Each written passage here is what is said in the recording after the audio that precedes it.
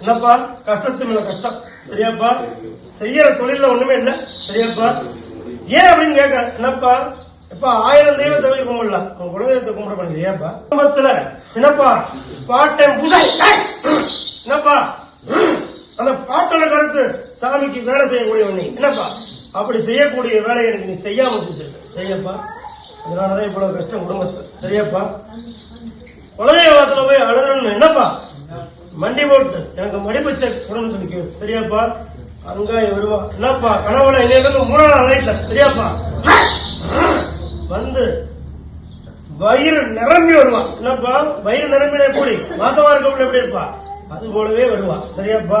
வந்து உனக்கு வரம் கொடுப்பா சரியாப்பா, கரெக்டா கொடுக்க என்னப்பா